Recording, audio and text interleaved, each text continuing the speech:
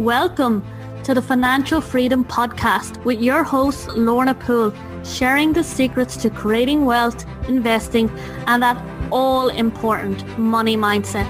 To find out more and accelerate your journey to financial freedom, head on over to www.lornapoole.com to get started.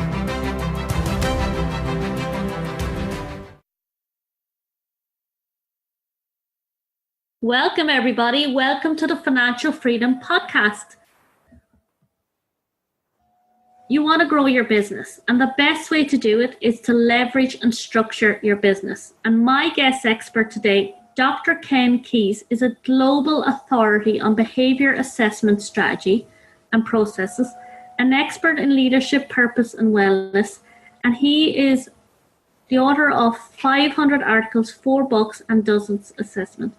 Mr. Keis is a president and CEO of the Consulting Resource Group International, which has served thousands of companies, associates, industry groups, and leaders in over 30 countries.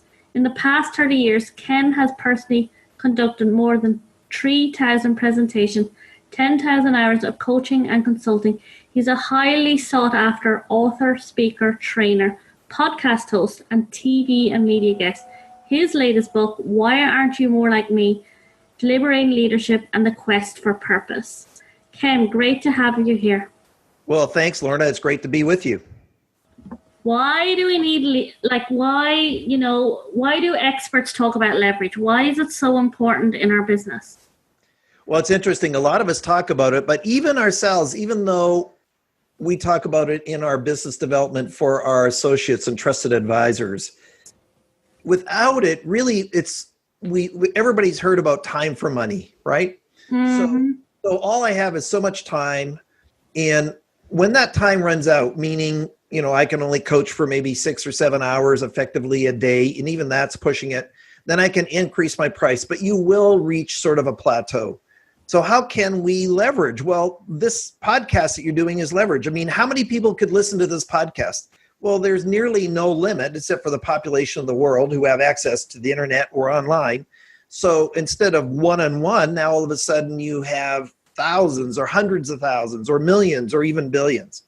And so leverage is a core concept, and it can happen in different ways, and we will get into it in this show. But it's a concept of how we think about how do we take what we're doing and we leverage that. So example is, when people get a mortgage, you're leveraging the bank's money to buy a home because you don't have enough to kind of do it. Now, I know this is a financial podcast, and we're trying to not have debt, but that is an example of it. Or when we take this podcast, once it's done, we're going to put it on our social media platforms and we're going to promote it to our list. So you're leveraging your work into our group or our tribe or the people that follow us. So those are different ways to kind of think about leverage. And it's important long term is that without leverage, then I am going to restrict my ability to grow to higher levels. I love that you shared that. Restrict my ability to grow to higher levels. And I love the way you explained in the beginning about hitting that plateau. I remember in my own business, giving away far too much time of my time and going, this is not going to work long term, and moving from one-on-one coaching to group coaching. And, let's talk about that. Let's talk about ways people can leverage in their business. Because I love that you explained how it sort of naturally you get to that space, right, Ken? Well, it's interesting. You have to be intentional with it. So in our space of intellectual property, there's all kinds of different ways. We can think about it in businesses too, but let's just back up for a second. And I think a personal story will help the audience to relate to my situation. We're very fortunate. I'm in Vancouver, Canada, and I was very fortunate in the 90s. Now I'm dating myself. This is actually pre-email, so that's how old I am. I am young at heart, right, Lorna? Yep. Okay. We got the sole source contract to do all the training for Chrysler Canada. Yeah. And so we were doing thousands of training days a year with our company. I was on the road 300 days a year for almost 6 years. And I had a young family. It nearly cost me my marriage. It also nearly cost me my health. Now, I earned a lot. I was earning $100,000 a month personally. So that's pretty good income for an individual. But the reality was it wasn't leveraged. And that was, I had pushed myself to the limit. I still remember being in Eastern Canada, which is about a 5-hour flight from where I'm at. And I was done. I mean, I was still younger and I was just fried. And I had not used leverage. It nearly cost me my marriage and it nearly cost me my health. But at the same time, I made a lot of money. But so what if you have neither of those other two? No, exactly. Yeah. So leverage then becomes part of our thinking. Now, leverage is not restricted to people that just own a business, because as an individual entrepreneur, Lorna, you're leveraging this podcast. Yeah. So when we think about leverage, we say, okay, how do I partner with, and how do I think about taking what I do, whatever it is, in leveraging that in a different area? So let's give you some practical examples. So let's say example is that I do a teleseminar, which is maybe, or a webinar, let's say. That webinar then is recorded and then it becomes an evergreen product, meaning it's online that anybody can watch at any time. It's opening and it's operating without me. One of the big things in our space is around joint ventures. Well, somebody said, well, listen, I have a store, a clothing store. I can't joint venture. Of course you can.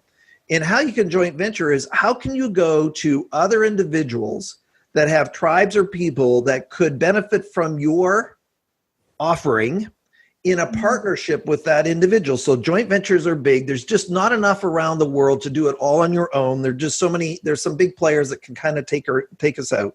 So an example is maybe I joint venture with Lorna and we offer some of our tools and resources to your community and come back. But let's say I have a clothing store. What would it mean if you went down to another store that offers shoes because you don't offer shoes, and you say, listen, would you co-refer? So they come to your shoe store and then you have, let's say on a rack card or something like that, the ability to find out about the clothing store down the street. So listen, we were recommending Lorna's clothing store. She really does a great job. She takes care of people. And thank you for coming in and buying our shoes. Then they go into your store and say, oh, by the way, if you're looking for shoes, we have a really good partnership with Ken. He's down the street. He really takes care of you. And now you're cross-referring in a non-sort of competitive environment for individuals to kind of grow. And so that's just a very simple example of leverage. I love that. So just your story was very fascinating. How when you were training, working 300 days a week, how did you leverage your training? Because training, I know it can be online and all now, but you were doing very in-person training. Well, how did you turn that around?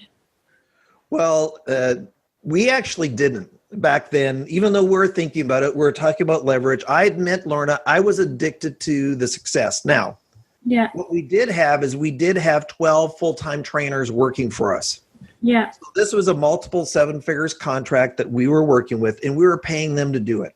So first of all, if you want to call it greed or my ambition to earn more personally, is that I needed to dial that back and leverage and have other trainers do the work when we were making a margin on them.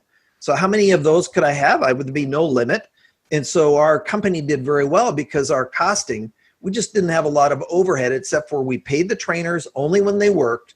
And then we had a percentage split on that. So what I should have done earlier is just backed away from the enormous amount of effort that I was putting in. And rather than me doing it all, just give some of that away and not be in fear of it or not be greedy or whatever the case might be. Now, so are you saying delegating is part of leveraging?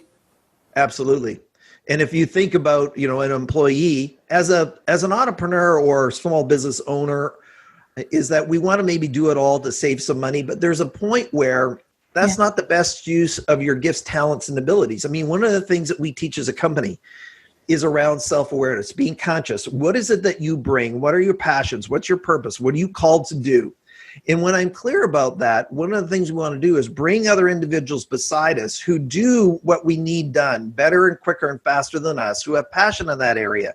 So example is I have an MBA in international business and a doctorate in management and leadership, but I don't like administrivia in my company as far as all the financials. I can read them, but don't ask me to do the accounting.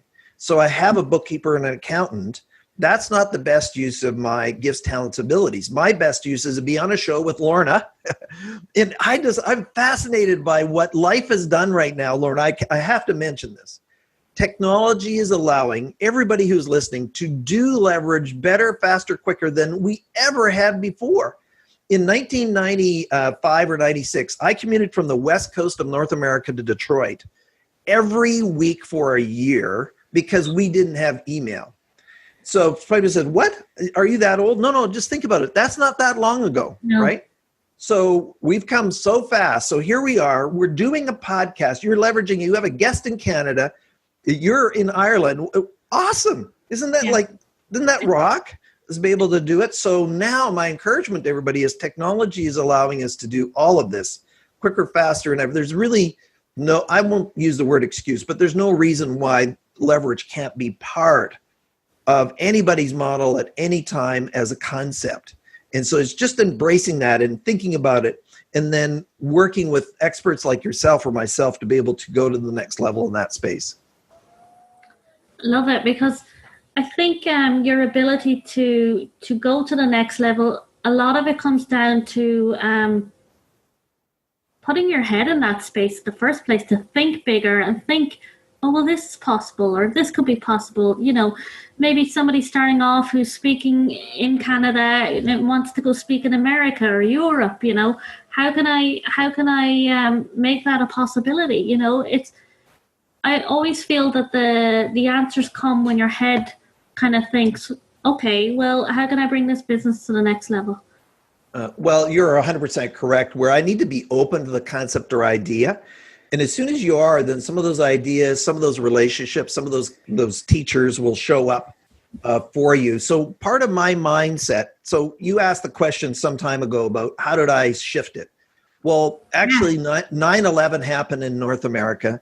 And so our multiple seven-figure contract was canceled 1 week later. So I went from 100,000 a month to zero in 7 days. Whoa. And no notice. And what are you going to do? I mean, everybody, North America was traumatized by it. People were reactionary. They didn't stay grounded and centered. However, here's how I was thankful. I was 300 days a year on the road. It was nearly killing me. And so what it forced me to do is to shift my mindset. Even though I was talking about leverage, I really was not embracing it the way that I needed or could have. So as a result, I've shifted from, I was a speaker who was doing some writing. I'm now a writer who speaks. And so the leverage point for us is create content experiences that other people can access 24/7. So, you know, our psychological tools and assessments, our personal style or entrepreneurial or wellness or values or whatever, they're all online 24/7 in multiple languages now. And so that was the shift now. And then we're building online courses that people can go and take to be able to go deeper. This is a virtual event. This is a leveraged event because we're working with you, Lorna, that you have your audience who I've never met before for the most part, probably. You're leveraging our expertise back into your show. So that is the concept of being able to grow. So that was the shift for the mindset. It said, okay, how could I create? This is, sorry for stuttering.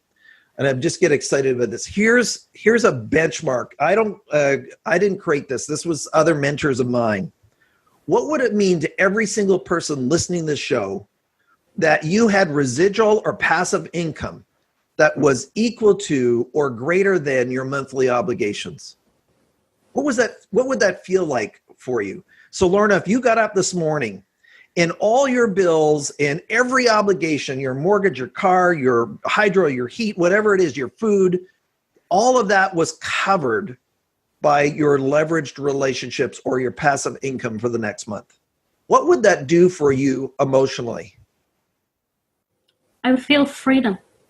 Absolutely. And so everybody listening here, I just want to encourage you, what would that mean for you? If you could get into a space where your monthly obligations were covered, what that does, I wrote an article many, many years ago, is that financial independence really has nothing to do with money. My bias is that it has to do with emotional independence, emotional freedom. What would you do or become if that monthly obligation wasn't weighing, or obligations weren't weighing on your shoulders? And leverage is one of the ways to do it, to be able to kind of take yourself to the next level, to establish that.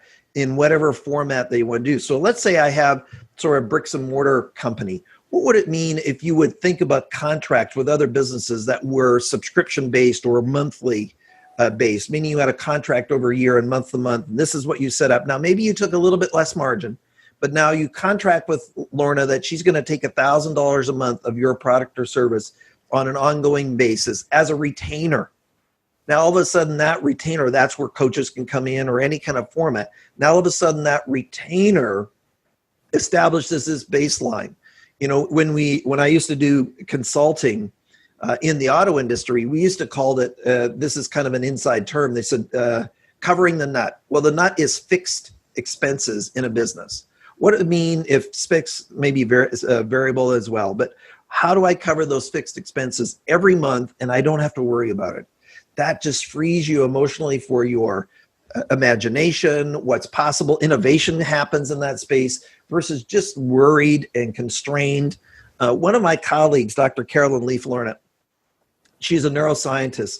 And what she has proven is that worry and fear puts biochemicals in our systems and hinders our immunity and our creativity and our success in life.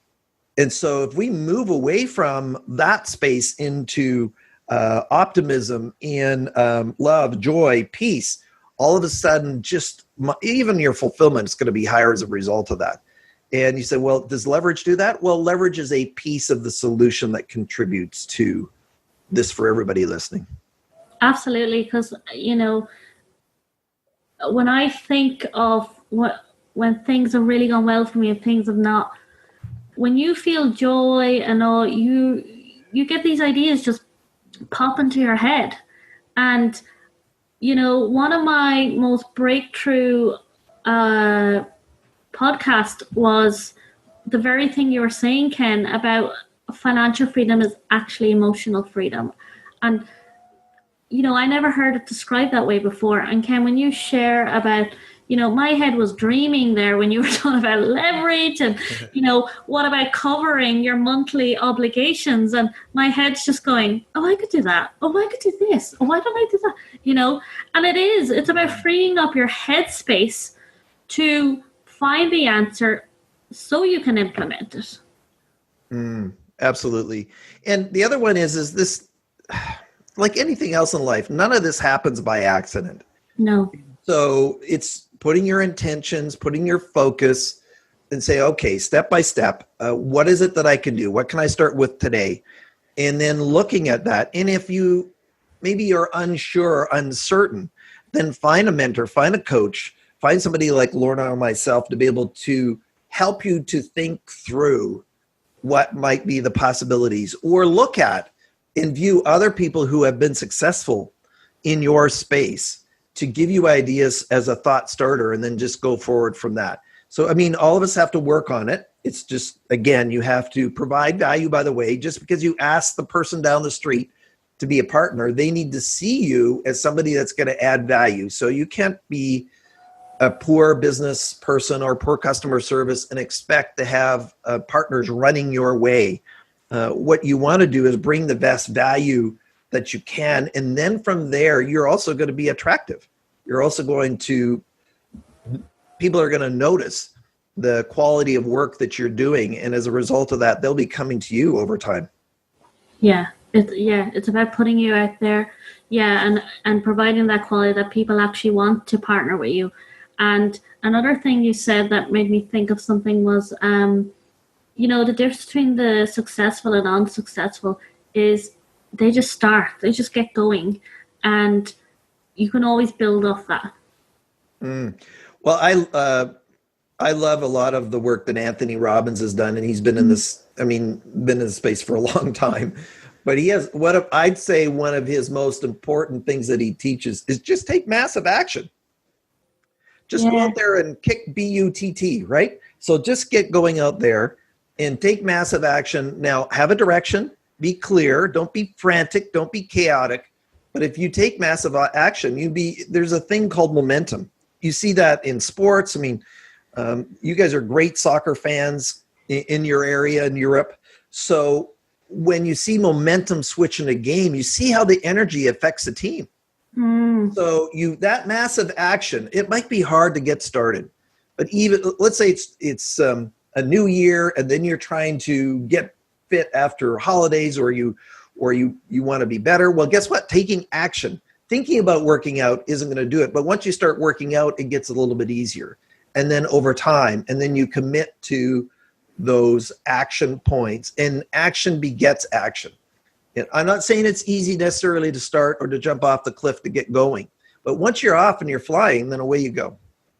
And you'll never look back. Ken, this has been an amazing conversation. I personally have got a lot from this about leveraging. It has my head going, what else can I do? So Ken, for our listeners today who's listening to this, the penny's dropped about getting their business to the next level, increasing their income monthly, like your own story. What's that one thing you want to leave them with? Well, I just want to encourage everybody to just do it, and that it is possible, and not to listen to other individuals who say, well, Ken, you'll never do it. Only you can live your own life. And, one of the things, Lorna, that's why we have our free gift for everybody at my site, Ken Keis, KenKeis.com/Lorna. I wonder how I got that. And I'm going to give you a free copy of my book, The Quest for Purpose. So even though we've talked about leverage today, it has to come from a place of your heart. You could have a very big opportunity in front of you, but you dislike the business or you like the space. So Lorna's doing podcasts. You're doing podcasts because you enjoy it. I love it, yeah. So yes, not everything in life is going to be perfect, but my encouragement is you would go down a pathway that is your purpose. Now, somebody might be listening to Lorna and says, well, I don't have a purpose. Well, then your purpose is to find your purpose. From that clarity, then you start looking, okay, what is I'm supposed to do? And from there we say, okay, what are the leverage opportunities? Just get started. And every single person listening to this, you're important. Every single person listening to this, you can do it if you take those action steps. Love it, Ken. Thank you for being here. This has been amazing. Thanks, Lorna. Always a pleasure.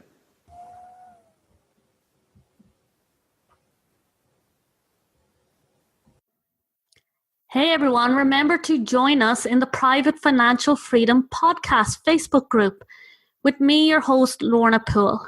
This is a safe haven of like-minded wealth-getting go-getters who, like you, are on their journey to creating financial freedom in their life. This is where you and I can get intimate. I can give you the support and guidance to go from where you are now to where you want to be, developing your wealth mindset and creating your financial freedom life. Join at www.facebook.com/groups The Financial Freedom Podcast. You will see the links to this on the website. It's in the show notes, or type it into the Facebook group. All you have to type in is Financial Freedom Podcast and you will see us there. Look forward to seeing you in the group. Take care.